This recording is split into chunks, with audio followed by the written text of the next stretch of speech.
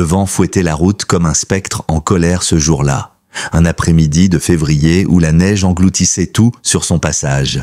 Noah Carter rentrait chez lui, les doigts crispés sur le volant, le cœur anesthésié par l'absence de celle qu'il venait d'enterrer. L'enterrement de Rachel n'avait duré qu'1 heure, une poignée d'amis, quelques mots sobres. Ce n'était pas qu'elle aurait voulu mieux, c'était juste que la douleur avait vidé leur monde de tous ses témoins. Ils roulaient sur la route 28, cette autoroute monotone qui traversait les plaines du Dakota comme une cicatrice gelée.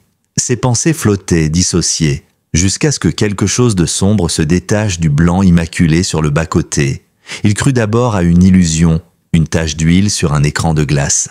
Puis ses phares illuminèrent une silhouette maigre, figée, tremblante, un chien, une femelle berger allemand, amaigrie au point qu'on distinguait ses côtes à travers sa fourrure terne, les pattes repliées sous elle comme si elle s'était effondrée là, incapable d'avancer. Ses yeux dorés accrochèrent ceux de Noah avec une intensité si humaine, si déchirante, qu'il sentit un frisson glacial le parcourir. Il freina brutalement, le pick-up chassant légèrement sur la neige. Un moment, il resta immobile, la main sur la portière, les souvenirs remontant comme des balles dans l'eau. À 9 ans, un chien errant l'avait attaqué. Dents, cris, points de suture, cette peur-là ne l'avait jamais quitté. Ironie du sort, il était devenu maître chien dans l'armée, travaillant avec des chiens dressés dès leur plus jeune âge. Mais une bête blessée et inconnue au milieu d'une tempête hivernale, c'était autre chose. Pourtant, il ouvrit la portière. Le froid l'assaillit comme un coup de poing. Lentement, il s'approcha. Le chien ne grogna pas, ne bougea même pas. Il le regardait, c'est tout. Il y avait dans cette immobilité quelque chose de résigné, ou peut-être d'épuisé au-delà du langage. Noah s'agenouilla dans la neige, gardant une distance prudente. La chienne le fixait toujours, tremblante. Il tendit la main, paume vers le sol, d'une voix douce et posée. « Je ne vais pas te faire de mal. Laissez un j'aime et partagez vos impressions dans les commentaires, ainsi que la ville depuis laquelle vous regardez. Poursuivons maintenant l'histoire. Il avait parlé comme il parlait à ses anciens chiens de combat, ceux qu'il avait guidés à travers les montagnes afghanes, sous les tirs, les explosions. Le silence était total, étouffé par la neige qui tombait en rideaux. Puis, il vit le détail qui changea tout. Quelque chose bougeait contre le ventre de la chienne, une petite masse sombre, à demi dissimulée par sa queue. Un chiot, recroquevillé contre le flanc de sa mère, grelottant les yeux fermés. Noah sentit quelque chose se fissurer dans sa poitrine. La chienne n'était pas là pour mourir. Elle était restée là pour protéger son petit. Il ôta son manteau sans réfléchir, l'enroulant avec précaution autour des 2 animaux. La chienne ne réagit pas, si ce n'est par un sursaut à peine perceptible. Elle avait accepté, abandonné son sort à cet humain sans défense, sans force, mais pas sans courage. Le chiot ne faisait pas un bruit, si petit qu'il semblait n'être qu'un souffle. Noah les porta jusqu'au pick-up, déposant le précieux fardeau sur le siège passager. Il se précipita ensuite sur le chauffage, le mettant à fond. Direction, la clinique vétérinaire de la ville, celle qu'il n'avait jamais visitée, n'ayant jamais eu d'animal depuis son retour. Il accéléra malgré la neige, les pneus crissant sur la route glacée. La chienne respirait lourdement maintenant, le ventre soulevé par des inspirations irrégulières. Elle avait des cicatrices anciennes sur le museau, des marques de brûlures sur la peau, des blessures qui racontaient des années de souffrance. Mais ses yeux, malgré tout, restaient éveillés, conscients. Et ce qui frappa Noah le plus, dépourvu de peur, comme si elle avait déjà connu le pire et que ce qui lui restait à vivre ne pourrait jamais l'égaler. La clinique était située dans une vieille maison de style colonial peinte en vert pâle avec une enseigne discrète. Dr Megan Holbrook, vétérinaire. Il s'y engouffra, les bras chargés, il ne dit qu'un mot, « Aidez-les ». La vétérinaire comprit immédiatement. Elle guida Noah vers la salle d'examen et ce qu'ils découvrirent à la lumière clinique leur coupa le souffle. La chienne était un champ de bataille à elle seule. Coupures, brûlures, os mal ressoudés. Le chiot, un mâle, était déshydraté, mal nourri, les organes affaiblis. « Ils ont été torturés, Noah », souffla la docteure. Elle caressa doucement le flanc de la chienne, retraçant du doigt les marques. « Ce n'est pas de l'abandon, c'est systématique. » Noah resta toute la nuit à leur côté, refusant le canapé du bureau. Il s'assit à même le sol, près de la cage où la mère et son petit recevaient leurs premiers soins. À un moment donné, il chuchota « Je ne peux pas continuer à t'appeler la chienne. Il te faut un nom ?» Il observe son ombre dans la lumière. « Shadow, ça t'irait bien. Tu es sorti de nulle part. » Le chiot, blotti contre sa mère, dormait profondément. Noah le baptisa Scout. Ils avaient survécu ensemble. Ils méritaient de vivre ensemble. À l'aube, Shadow refusa de manger. Megan tenta de l'alimenter doucement, mais elle tournait la tête. Noah observa, puis eut une intuition.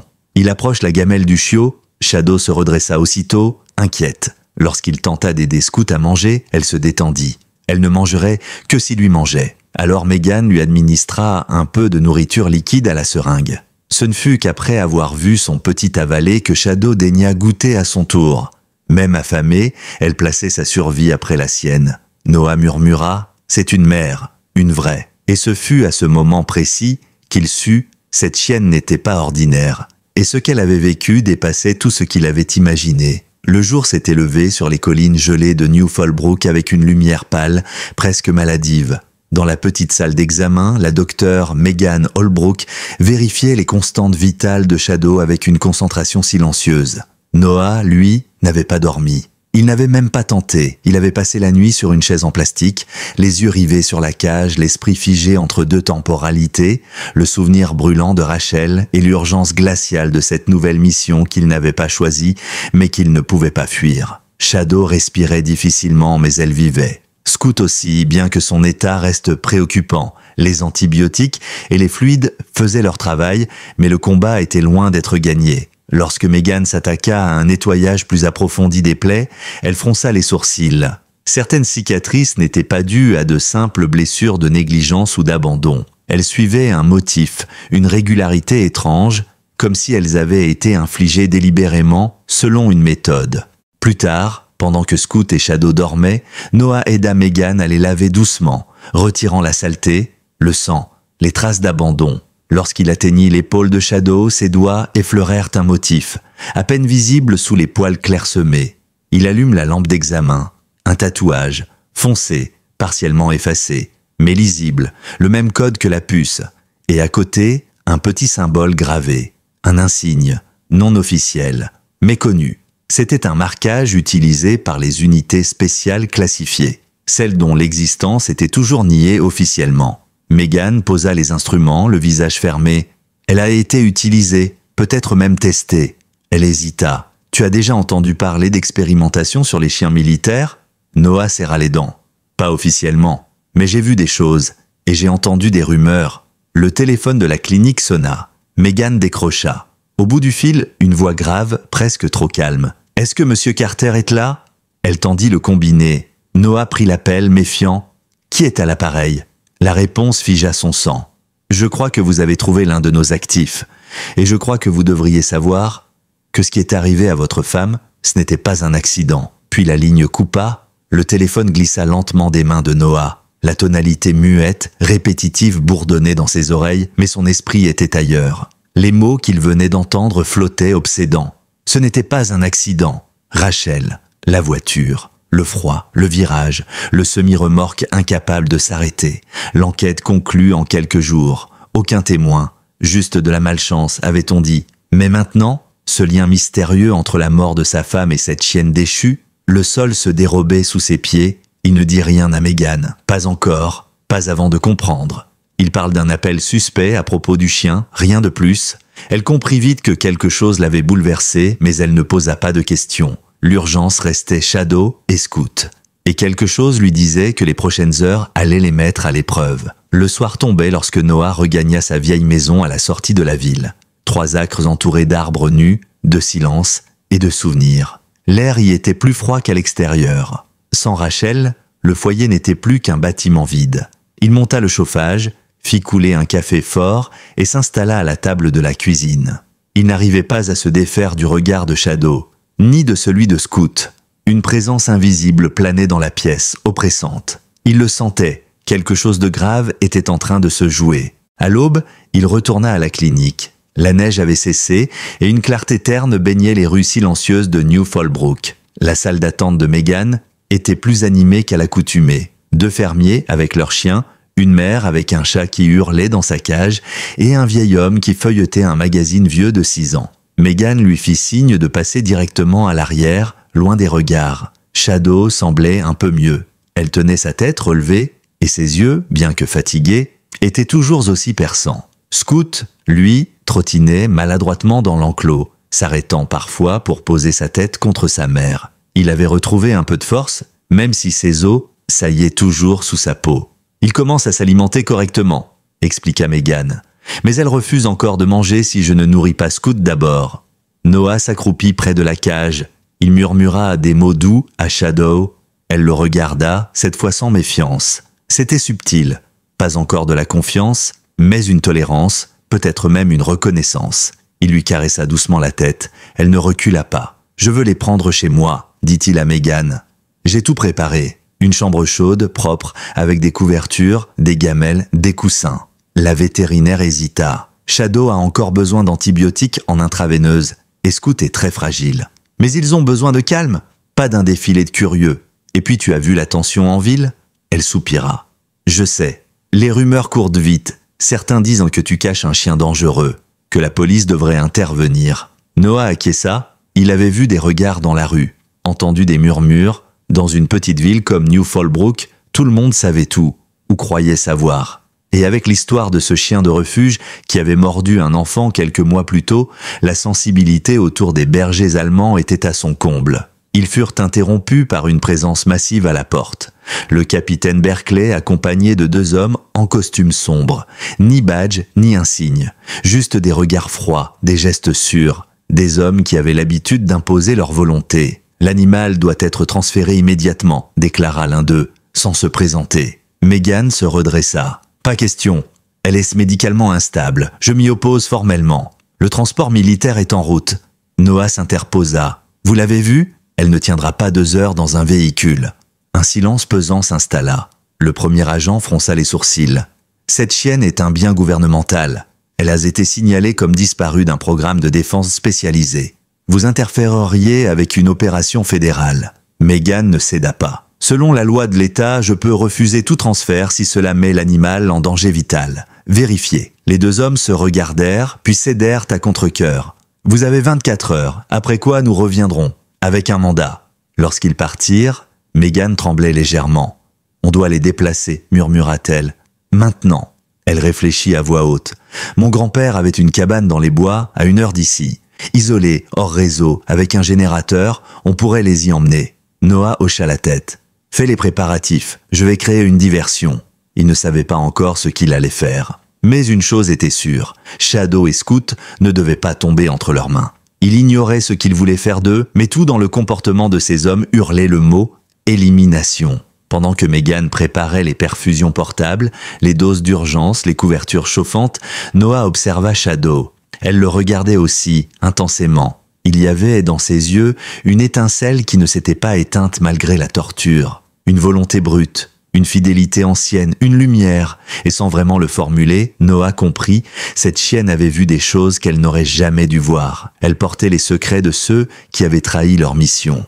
Elle était la preuve vivante que certaines lignes avaient été franchies. Et ces hommes, ils ne pouvaient pas laisser cette preuve respirer trop longtemps. La tempête s'était tue, mais dans le cœur de Noah Carter, c'était une autre bourrasque qui grondait. Il observait par la fenêtre de la salle d'examen le ciel bas, la rue silencieuse, et la voiture noire stationnée un peu plus loin, à peine visible derrière une rangée de voitures. Trop propre, trop récente pour appartenir à quelqu'un d'ici. Il les surveillait déjà. L'échéance des 24 heures n'était qu'un prétexte. Ces hommes reviendraient bien avant, il le sentait.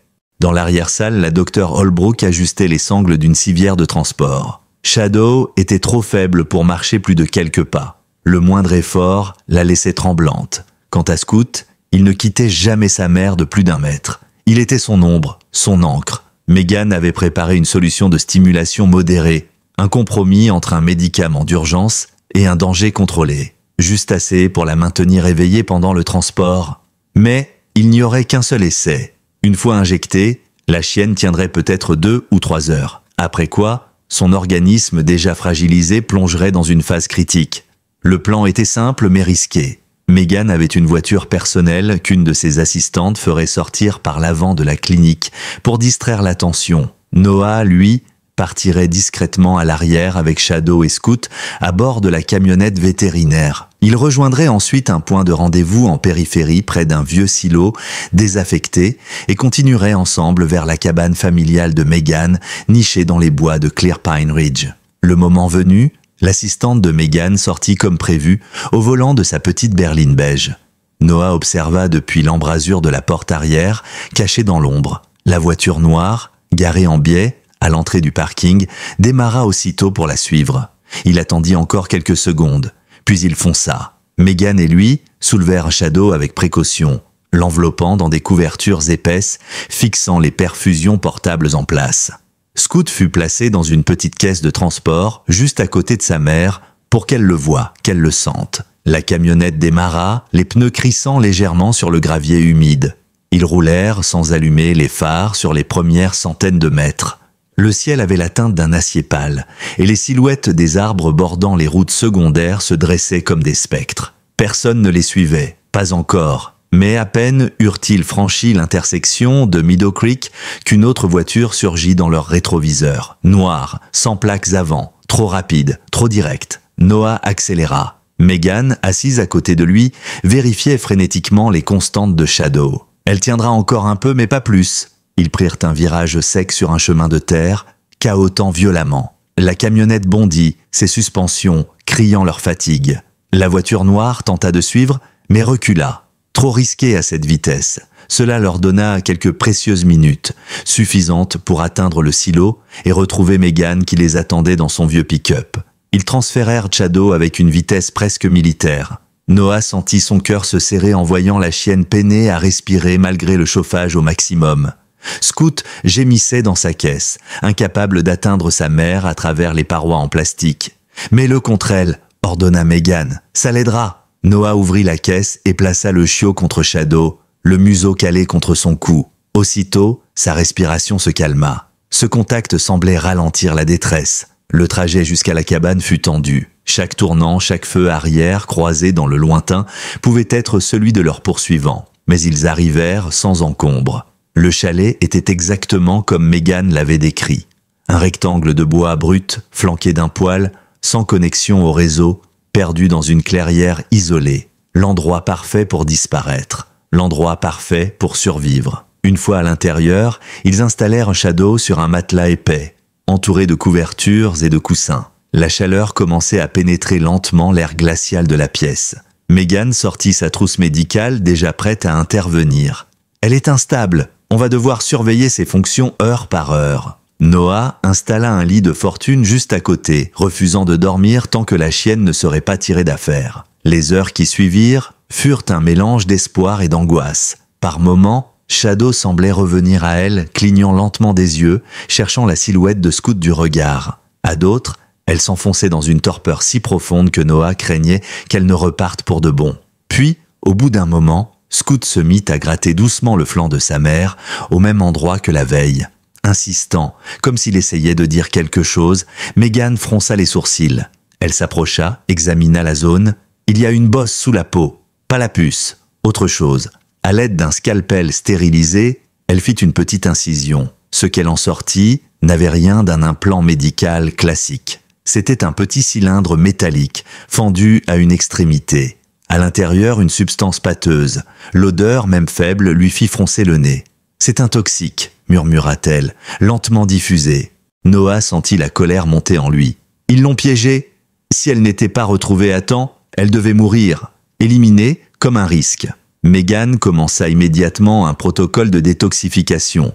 Charbon actif, perfusion renforcée, stabilisants hépatiques. C'était une course contre la montre. Pendant ce temps, Scoot ne bougeait pas. Il restait collé à sa mère, couché contre elle comme une pierre de chaleur vivante. À l'aube, la température corporelle de Shadow avait remonté, faiblement, mais suffisamment pour donner de l'espoir. « Elle s'accroche », dit Megan, la voix brisée par l'émotion. Noah hocha la tête, le regard fixé sur la chienne endormie. Elle avait franchi une frontière. Elle avait défié ceux qui l'avaient trahie. Elle avait survécu. Et maintenant, il leur devait la vérité. Lorsque la lumière du matin filtra à travers les rideaux épais de la cabane, elle trouva Noah éveillé, assis en silence, au pied du lit de fortune, où reposait Shadow. Scoot, encore lové contre sa mère, dormait à poings fermés, petit souffle régulier qui s'échappait de ses narines noires. Shadow, elle, respirait plus calmement. Sa cage thoracique, la veille agitée, bougeait désormais à un rythme presque rassurant. La fièvre avait légèrement baissé, mais elle restait en danger. Megan émergea de la pièce voisine avec une tasse de café fumant et un dossier médical sous le bras. Son regard croisa celui de Noah et elle hocha doucement la tête. Elle a tenu toute la nuit. C'est un bon signe. Il ne répondit pas tout de suite. Il observait Shadow avec cette intensité propre à ceux qui ont connu la guerre, celle qui vient quand on regarde un frère d'armes lutter pour sa vie. Elle est plus qu'un chien, finit-il par dire. Il y a quelque chose en elle que je reconnais. Cette façon de se battre, cette volonté. Megan s'agenouilla pour prendre la température de la chienne. Ce n'est pas juste une volonté de vivre, dit-elle en vérifiant les constantes. C'est une mission. Elle protège Scout. C'est ce qu'elle faisait quand tu l'as trouvée et c'est ce qui la maintient en vie. Alors que le soleil montait doucement dans le ciel, la radio de la clinique, qu'ils avaient emportée par précaution, crépita. Des bribes d'informations filtraient sur les ondes. Le chef de la police de New Fallbrook avait confirmé que la chienne recherchée par des agents fédéraux était bien celle trouvée par Noah Carter. Le ton du message était vague, presque bureaucratique. Mais Megan et Noah comprirent immédiatement. Les recherches allaient reprendre, cette fois avec plus de moyens, et ils savaient où chercher. Megan prit une décision. On va devoir la déplacer. Cette cabane, c'est une bonne planque pour quelques jours. Mais maintenant qu'ils savent que tu l'as trouvée, ce sera leur première destination. Noah acquiesça. Il avait déjà anticipé. Leur poursuivant n'était pas du genre à abandonner. Et ce qu'il voulait, ce n'était pas une simple récupération, c'était un effacement. Shadow, Scout, les preuves dans leur dossier, tout devait disparaître. Pendant que Megan préparait de nouvelles perfusions et des injections de soutien, Noah fouilla le sac que l'homme mystérieux lui avait laissé à la clinique. Il en sortit un petit téléphone jetable, toujours éteint, ainsi qu'une clé USB et un collier de cuir usé. Le nom Shadow était gravé sur une plaque métallique, accompagné d'un numéro identique à celui du tatouage découvert sous son pelage. Il allume l'ordinateur portable de Megan. La clé USB contenait un seul fichier crypté. Ils essayèrent plusieurs codes, les numéros tatoués, la date de la découverte, des noms de lieux. Rien ne fonctionnait. « Essaie Shadow », suggéra Megan. Noah hésita. Trop simple ? Mais il tapa. Échec. Il réfléchit, se souvenant d'un mot murmuré plusieurs fois par Shadow dans son sommeil agité. « Scout ». Il tapa « Scout ». Le fichier s'ouvrit instantanément. Des dizaines de documents apparaissaient à l'écran. Rapports médicaux, calendriers d'entraînement, analyses comportementales et des photos. Des dizaines de photos, Shadow dans des hangars militaires, courant à travers des parcours d'obstacles, reniflant des échantillons, obéissant à des ordres codés. Elle n'était pas juste une chienne militaire. Elle faisait partie d'un programme expérimental, un projet nommé Sentinel Red. Megan parcourut les pages à toute vitesse. Ils l'ont conditionnée à détecter des composés chimiques spécifiques. Mais ce n'était pas juste de l'explosif ou du narcotique.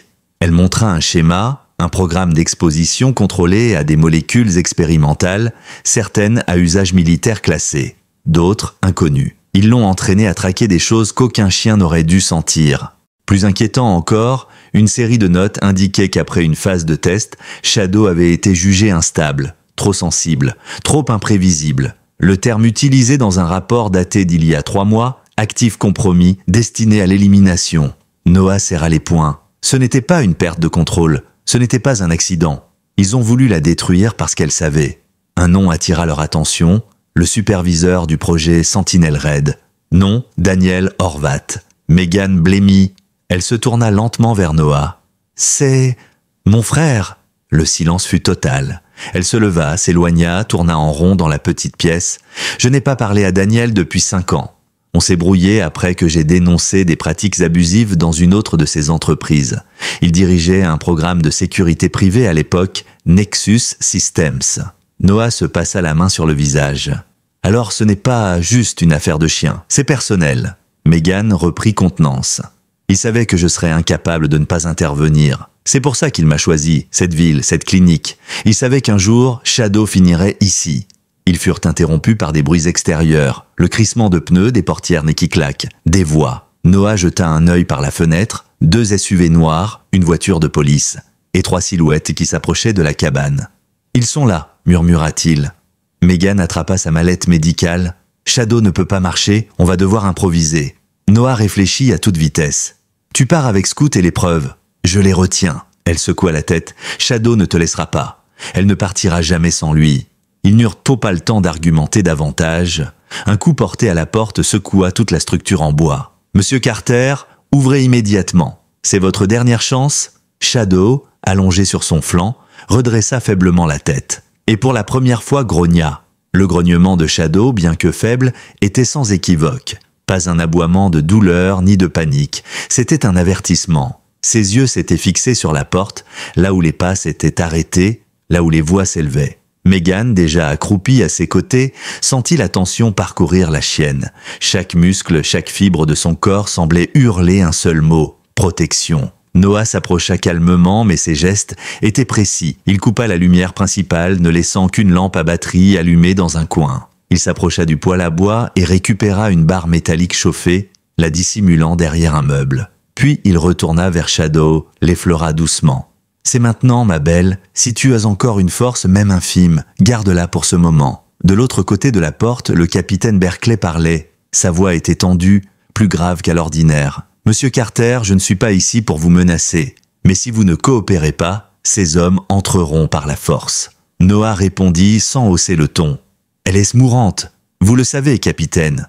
Vous l'avez vue? Si vous la déplacez maintenant, elle ne survivra pas. » Le silence qui suivit fut plus parlant que n'importe quelle menace. Puis une autre voix s'éleva. Froidement professionnelle, « Ouvrez cette porte ou nous enfonçons tout. » Megan attrapa Scoot, le plaçant dans une caisse de transport ouverte tout près de Shadow. Le chiot, comprenant la tension ambiante, ne fit aucun bruit. Il se colla contre sa mère, les oreilles plaquées, les yeux grands ouverts. Shadow, malgré la faiblesse de ses muscles, se hissa lentement, tremblante sur ses pattes avant. Ses griffes raclèrent le sol. Un souffle rauque s'échappa de sa gorge. Mais elle tenait debout. C'était un miracle, ou un dernier acte de volonté. La porte s'ouvrit lentement. Pas en fracas, mais avec la maîtrise de ceux qui n'ont rien à prouver. Deux hommes, en costume sombre, entrèrent, suivis de près par le capitaine Berkeley. Le premier agent, grand, visage lisse, portait une mallette noire. Le second semblait plus nerveux, les yeux fouillant chaque recoin de la pièce. Le premier s'adressa directement à Noé. « Je suis l'agent Colburn. Ceci est une opération fédérale. Le chien que vous abritez est une propriété classifiée. » Noah ne bougea pas. Elle n'est pas une chose, elle n'est pas un objet à récupérer. Elle a été torturée, abandonnée. Et si elle meurt, vous emporterez bien plus qu'un cadavre. L'agent Colburn sortit un document de sa mallette. Mandat officiel. Vous êtes dans l'obligation de nous remettre cette chienne. Megan, toujours entre Shadow et les hommes, éleva la voix. Selon les lois vétérinaires de l'État, je peux m'opposer à tout transport si cela met l'animal en péril. Son état reste critique. Le second agent avança d'un pas. « Cessez de jouer au héros. Nous pouvons l'emmener par la force. » C'est alors que Shadow grogna de nouveau, plus fort. Et cette fois, l'effet fut immédiat. Les deux agents reculèrent d'un pas. Berkeley, lui, ne quitta pas la chienne des yeux. Quelque chose dans son regard changea.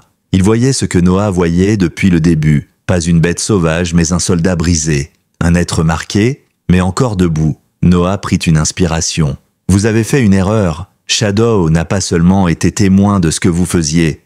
Elle en est la preuve vivante. Et j'ai des documents, un dossier complet.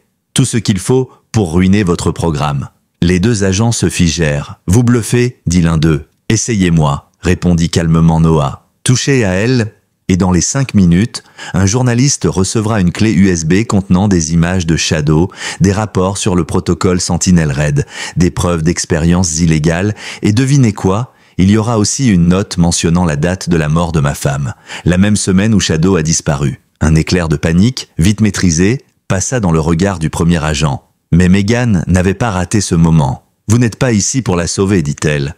Vous êtes ici pour enterrer quelque chose, et peut-être quelqu'un. » Berkeley rompit finalement le silence. « C'est quoi ça, Colburn ?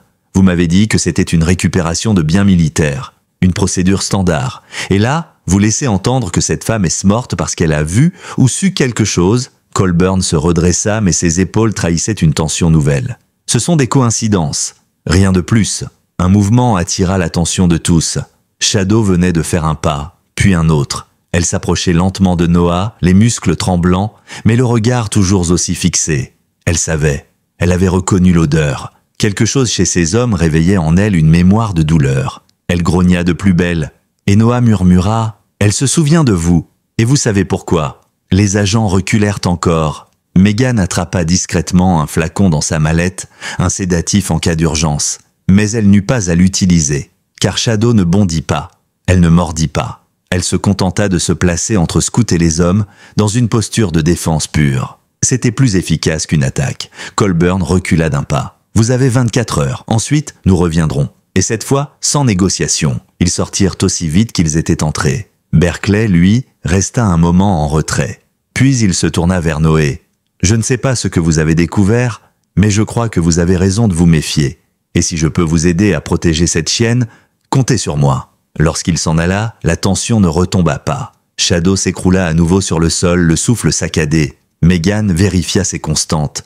Elle a tout donné. Elle est en train de sombrer. Noah posa une main sur le poitrail de la chienne. « Tiens bon, ne nous lâche pas maintenant, tu n'as pas fini. » Mais dans son regard, il lisait déjà le combat intérieur. Et ce qui l'attendait n'était pas un simple repos. C'était une dernière traversée. La nuit était tombée sur les bois de Clear Pine Ridge, enveloppant la cabane d'un silence oppressant. Le seul son audible était le crépitement irrégulier du poêle à bois, et plus inquiétant, le souffle irrégulier de Shadow. Étendue sur le tapis devant le feu, la chienne semblait n'être plus qu'un souffle. Ses paupières closes, son flanc se soulevait à peine. Son corps avait cédé à l'épuisement. Le combat qu'elle avait mené pour intimider ses anciens bourreaux lui avait coûté cher, trop cher. Megan travaillait sans relâche, alternant entre injection de fluide, contrôle des constantes et massage cardiaque ponctuel. Noah, de son côté, restait assis près d'elle, Scout recroquevillé dans ses bras. Le chiot ne quittait pas sa mère des yeux.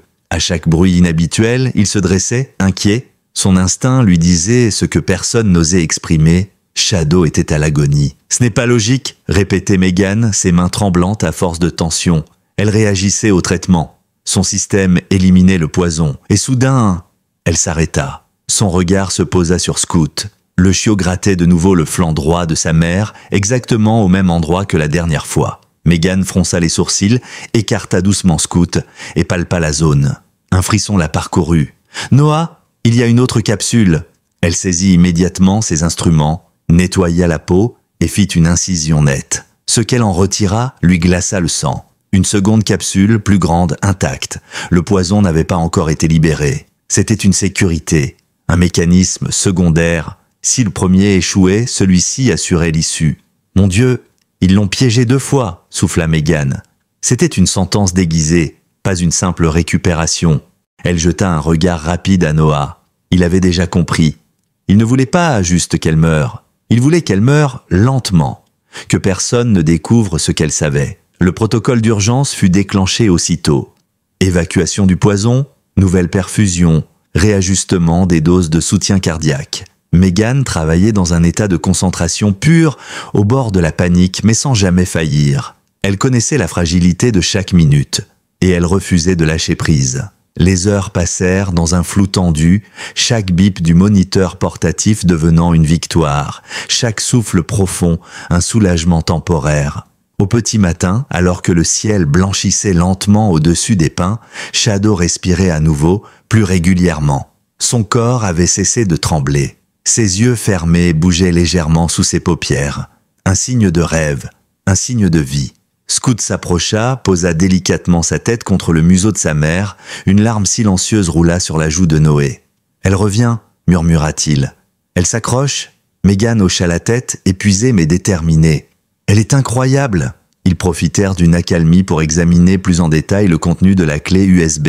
Parmi les nombreux fichiers, un document attira l'attention de Noah. Une correspondance interne datée de 3 jours avant que Shadow ne soit retrouvé. Objet, fermeture du programme Sentinel-Red, disposition des actifs. La note stipulait qu'un certain actif K, 9AL4729, avait échappé au confinement et était présumé en fuite. Elle mentionnait aussi un incident secondaire non planifié sur une route de l'État voisin. Aucun détail. Mais Noah fit immédiatement le lien. Rachel, l'accident. Il fit défiler les messages.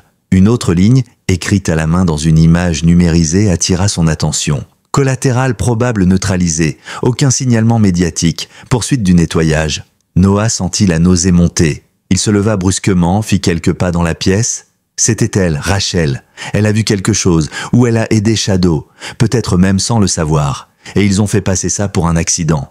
Megan, restée figée devant l'écran, murmura « Mon frère était au courant. Il a signé ce document. » Le poids de la révélation était insupportable. Non seulement ils avaient torturé une chienne jusqu'à la briser, non seulement ils avaient trahi leur propre éthique militaire, mais ils avaient aussi tué une innocente pour effacer les traces.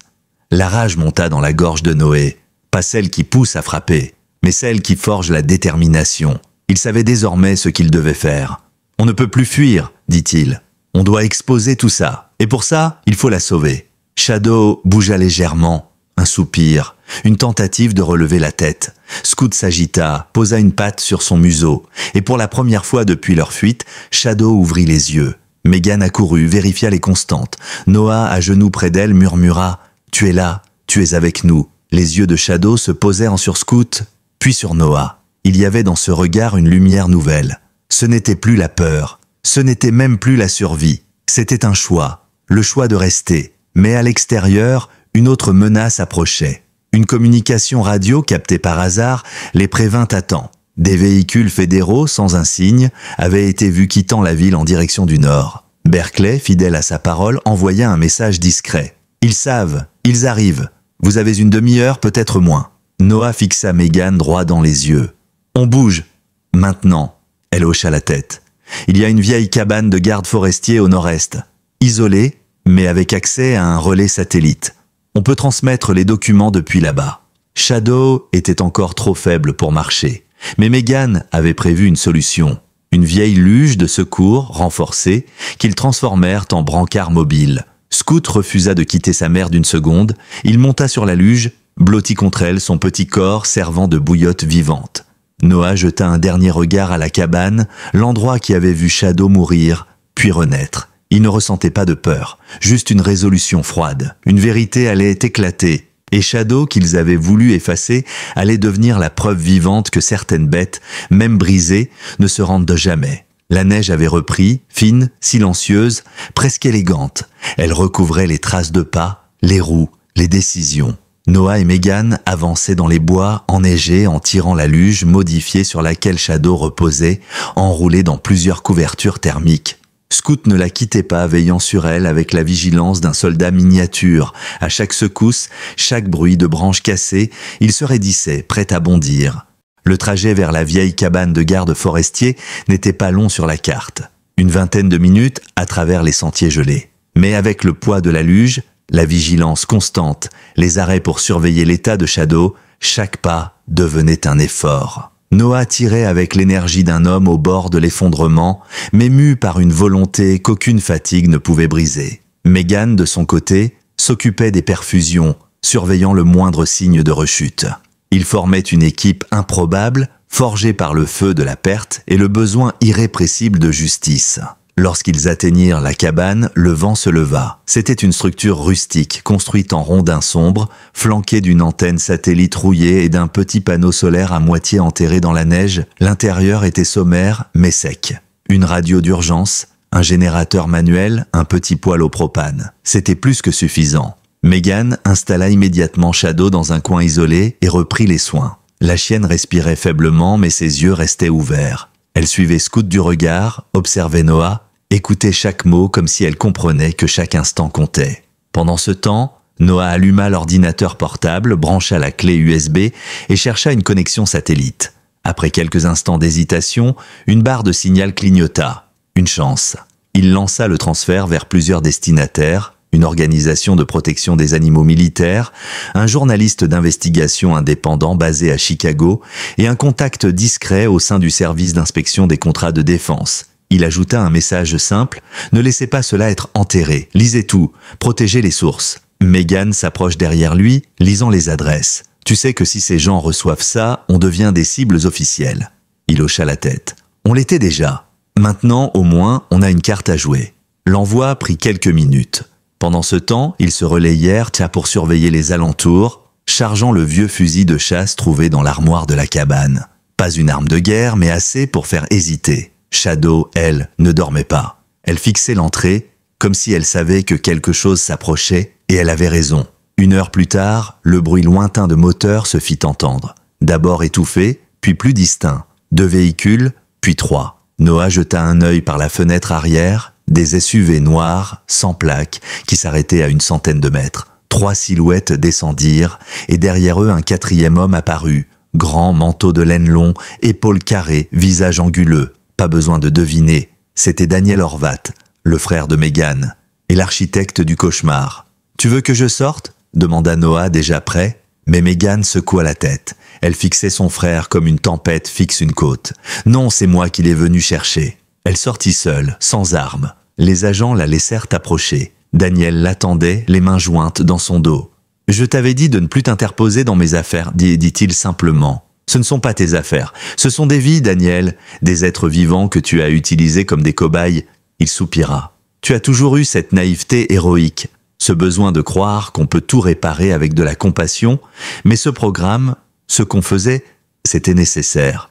Alors pourquoi cacher Shadow ? Pourquoi la condamner à mourir seule dans la neige ? Pourquoi avoir tué Rachel Carter ? » Il se figea. Une demi-seconde, mais Megan le vit. « Je ne l'ai pas tué, répondit-il enfin.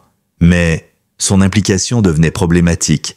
Elle était au mauvais endroit, au mauvais moment. Megan s'approche d'un pas. « Tu n'as plus rien à cacher ? Les fichiers sont déjà partis. Tu veux effacer Shadow ? Tu arrives trop tard. » Le regard de Daniel se durcit. Il fit un signe de tête à ses hommes. « Allez-y, récupérez le chien et brûlez tout ce qui est à l'intérieur. » Ce fut la dernière chose qu'il dit avant qu'un coup de feu ne retentisse. Non pas un tir d'attaque, mais un avertissement. Venait du flanc droit de la clairière. Tous se tournèrent en direction du bruit. Un homme en uniforme de garde forestier apparut entre les arbres. Droit, fusil en bandoulière, toki grésillant à la hanche, terrain fédéral, je viens d'appeler la police d'État. Derrière lui, d'autres silhouettes émergeaient. Officiers, journalistes, des gens en uniforme officiel. Et surtout, un homme au visage familier, le capitaine Berkeley. Il avait suivi leurs traces, contacté les autorités compétentes et préparé l'arrivée des renforts. Daniel comprit immédiatement. Ce n'était plus une opération de récupération, c'était une scène d'enquête. Il fit volte-face, donna un ordre à voix basse, mais les agents fédéraux en uniforme, cette fois, ne bougèrent pas. L'un d'eux-mêmes recula, les mains levées. Daniel se tourna vers sa sœur. « Tu viens de tout détruire », murmura-t-il. Megan le regarda droit dans les yeux. « Non, j'ai juste allumé la lumière. » À l'intérieur de la cabane, Shadow ferma doucement les yeux. Scout se blottit contre elle et pour la première fois depuis des mois, Noah sentit le poids invisible du danger se lever. Pas entièrement, pas définitivement, mais assez pour croire, enfin, que la suite leur appartenait. Le soleil était à peine levé lorsque les véhicules gouvernementaux quittèrent la clairière, l'un après l'autre, lentement, comme des ombres chassées par la lumière. Daniel Horvat, menotté, fut conduit sans résistance par 2 agents fédéraux désormais rattachés à l'enquête. Son regard, croisé brièvement avec celui de Megan, ne contenait ni colère ni honte, juste une sorte de résignation glacée. Il savait que tout était terminé, les documents étaient sortis, les preuves diffusées, et Shadow était toujours vivante. À l'intérieur de la cabane, la chienne dormait profondément. Scout pressé contre elle comme pour s'assurer qu'elle ne repartirait plus jamais aussi loin dans les ténèbres. Megan s'agenouilla près d'eux, posa sa main sur le crâne de Shadow. Elle s'est battue contre tout ce qu'ils lui ont fait. Elle a tenu jusqu'au bout. Noah était resté silencieux pendant les dernières heures, observant chaque geste, chaque parole. La tension qui l'habitait depuis la mort de Rachel avait reculé, pas disparu, mais remplacé par autre chose, une sorte de clarté, de compréhension brutale. Ils ne paieront jamais autant qu'ils le devraient, dit-il d'une voix grave. Mais au moins, maintenant, ils ne peuvent donc plus se cacher. Megan hocha la tête. Et Shadow ne sera plus jamais un numéro. Les jours suivants furent un mélange de soulagement et de procédure. Les agents du bureau de supervision des contrats militaires ouvrirent une enquête officielle. L'histoire fut relayée à la télévision locale puis nationale. Une vétérinaire découvre une chienne militaire abandonnée et expose un scandale de maltraitance. Bien sûr, la version racontée au public fut édulcorée. Pas de poison, pas de tentative d'exécution ciblée, mais suffisamment d'éléments vérifiés pour déclencher une onde de choc dans les cercles militaires et politiques. Le capitaine Berkeley, désormais nommé sergent-chef pour sa coopération, fit jouer ses relations dans l'armée. Grâce à lui, Shadow fut officiellement retiré du registre des biens militaires et transféré à un statut de chien de thérapie en convalescence. Cela signifiait qu'elle n'était plus un outil à récupérer, mais un être vivant à protéger. Un mois après la dernière confrontation, Megan, Noah, Shadow et Scout emménagèrent temporairement dans une maison sécurisée prêtée par l'organisation vétérinaire de l'État. Une bâtisse en pierre au bord d'un lac, entourée de silence, d'arbres et de promesses de paix. Shadow récupérait lentement. Elle avait repris du poids, ses muscles revenaient peu à peu. Mais elle marchait toujours avec une certaine raideur, ses articulations marquées à jamais par la torture subie. Ses cicatrices ne disparaîtraient jamais. Mais elle les portait avec une dignité troublante, comme une survivante. Scout, lui, grandissait à vue d'œil. Déjà plus haut que la table basse du salon, il imitait tout ce que sa mère faisait. Lorsqu'elle se levait, il se levait. Lorsqu'elle s'asseyait, il s'asseyait. Et lorsqu'elle dormait, il montait la garde, le regard rivé vers l'entrée, prêt à bondir s'il le fallait. Un après-midi, alors que la lumière dorée filtrait à travers les rideaux, Megan entra dans le salon avec une enveloppe à la main. « Le courrier de l'hôpital pour anciens combattants », dit-elle. Noah ouvrit lentement. À l'intérieur, une lettre officielle, accompagnée d'un dossier. Ils invitaient Shadow et Scout à rejoindre un programme pilote de thérapie canine destiné aux anciens soldats souffrant de stress post-traumatique.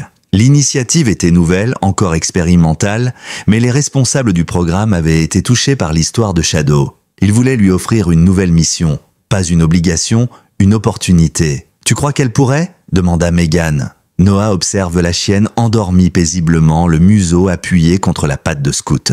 Il se souvenait de sa posture le soir de leur première rencontre, de ses yeux vides, de son souffle tremblant. Et maintenant, elle respirait la vie, pas une bête dressée, une âme. « Si elle accepte, alors je la suivrai », répondit-il. Ce soir-là, ils dînèrent tous ensemble, un repas simple autour de la cheminée. Megan, Noah, les deux chiens, ils n'étaient ni une famille dans le sens classique, ni une équipe au sens militaire. Ils formaient quelque chose de plus rare. Une meute reconstruite après la tempête. Une alliance née non pas du sang, mais de la douleur partagée, de la loyauté, de la guérison. Shadow s'approcha lentement de Noah pendant le repas. Elle posa sa tête contre son genou. Il tendit la main, la gratta doucement entre les oreilles. Elle ferma les yeux. Son corps ne tremblait plus. « Tu es chez toi maintenant » murmura-t-il.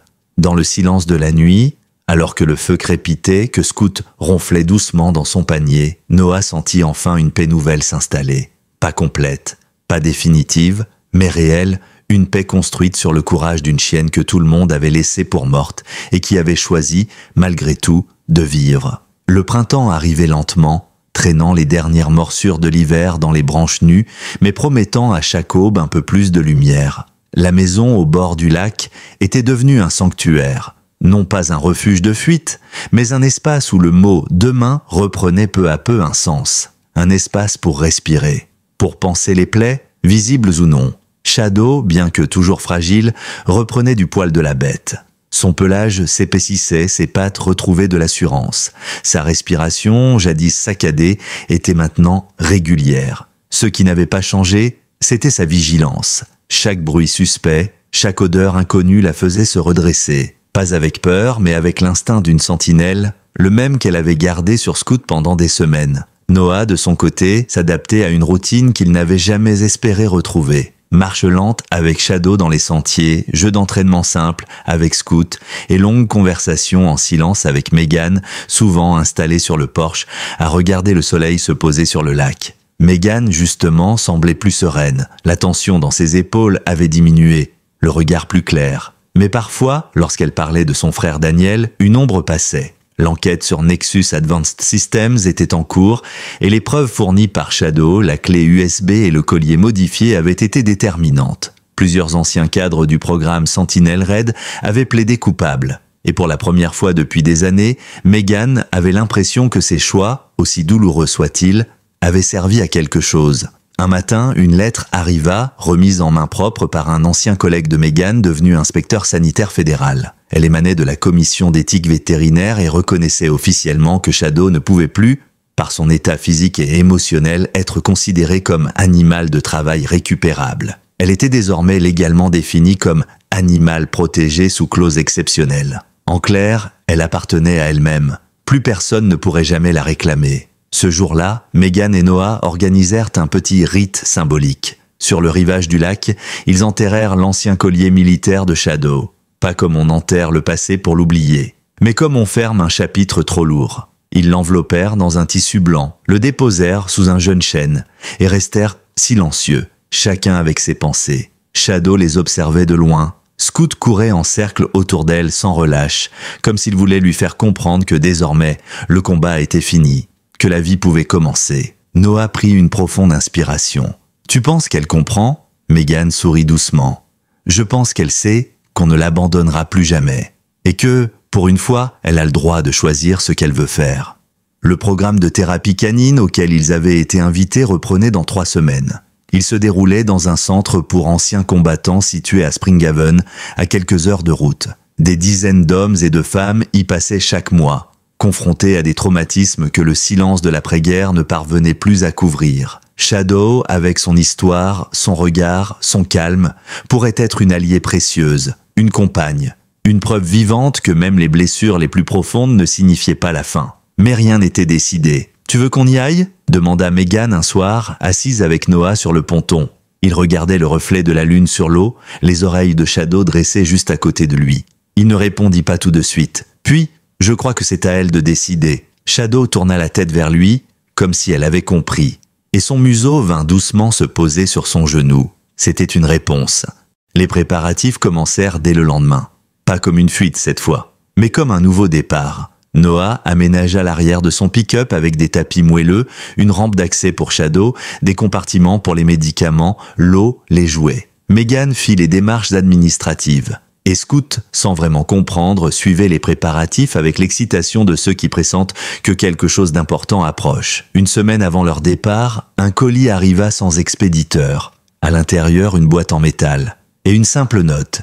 Elle mérite qu'on se souvienne d'elle autrement. Dans la boîte, un collier flambant neuf, pas militaire, un collier artisanal en cuir souple, avec une plaque gravée simplement « Shadow, survivant, dit guide, mère ». Megan laissa échapper un souffle tremblant. « Tu crois que c'est Berkeley ?»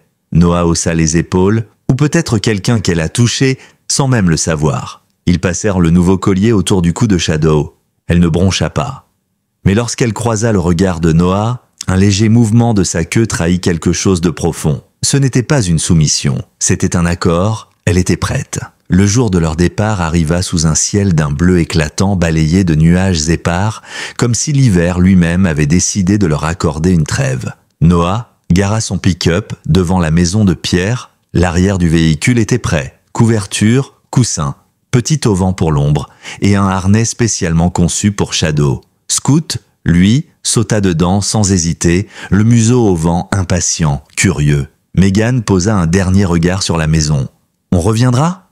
Noah hocha la tête. « Peut-être.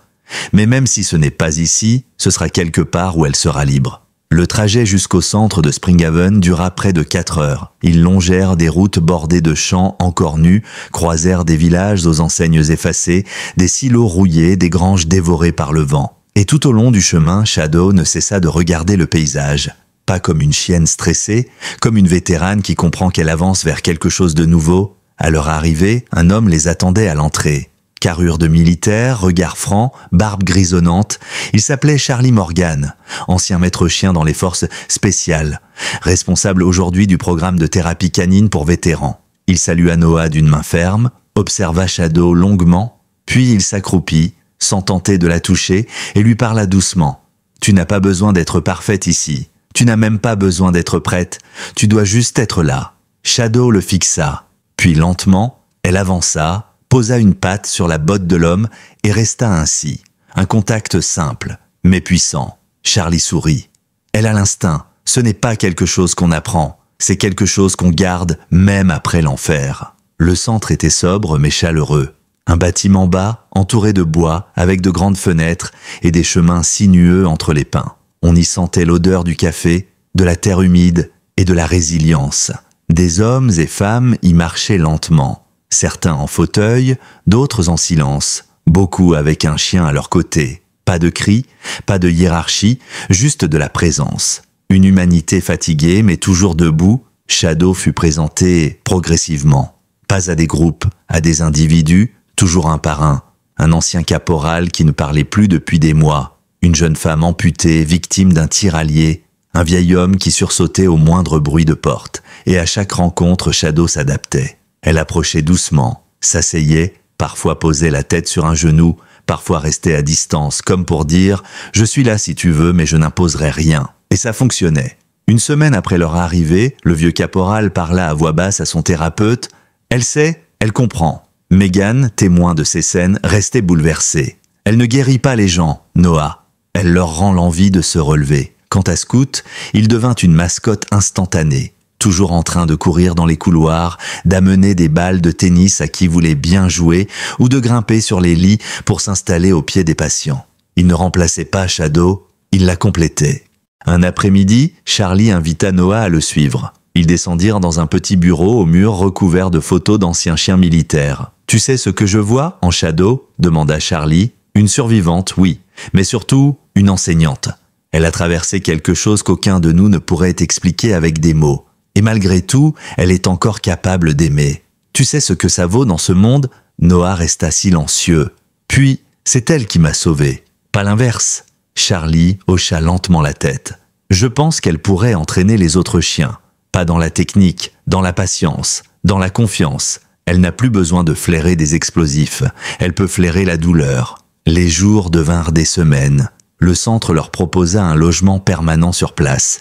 Une maisonnette à l'écart pour que Shadow ait de l'espace et que Scoot puisse grandir librement. Megan accepta une place de vétérinaire consultante au centre. Et Noah, doucement, recommença à écrire. Pas des rapports, pas des bilans, des souvenirs, des récits. Il racontait Shadow, Scoot, Rachel. Il posait des mots là où, autrefois, il n'y avait que du silence. Un matin, en lisant un courrier officiel, Megan sourit. « Devine quoi ?» lança-t-elle depuis la cuisine. « L'État vient d'officialiser Shadow et Scoot comme chiens d'assistance à mission éducative. Ils ne sont plus juste protégés. Ils sont reconnus comme partenaires actifs dans la réhabilitation des vétérans. » Noah leva les yeux. Shadow était allongé au pied du canapé. Scoot dormait à moitié sur son flanc. La chienne leva le museau et leurs regards se croisèrent. « Ils peuvent leur donner tous les statuts qu'ils veulent, » dit-il avec un sourire. « Pour moi, elle a toujours été plus qu'un statut. » Le temps avait glissé sans bruit. Cela faisait maintenant 6 mois qu'ils vivaient à Springhaven. Et pourtant, tout semblait encore nouveau, vibrant, presque fragile. Shadow marchait mieux, elle ne courait pas, non, mais elle avançait avec une certaine dignité, celle de ceux qui ont traversé le pire et continuent malgré tout. Elle avait repris du muscle. Son pelage était dense, brillant, sauf là où les brûlures avaient laissé des traces. Ces endroits restaient nus, comme pour rappeler ce qu'elle avait enduré. Mais personne ne regardait ces cicatrices avec pitié. On les regardait avec respect. Scoot, lui, était devenu un jeune mâle puissant, joueur, mais attentif. Il comprenait l'humeur de ceux qui l'entouraient avec une acuité presque troublante. Il savait quand poser sa tête sur la jambe d'un patient en silence, quand bondir et faire rire quelqu'un qui n'avait plus souri depuis des jours. Et il ne quittait jamais Shadow d'une semelle, sauf quand Megan l'autorisait à explorer les sentiers sous surveillance. Noah, pour sa part, avait trouvé une forme d'apaisement qu'il ne croyait plus possible. Il s'était fait un rituel d'écrire chaque matin après sa marche avec Shadow, des fragments de mémoire, des récits de vétérans, des réflexions sur la résilience.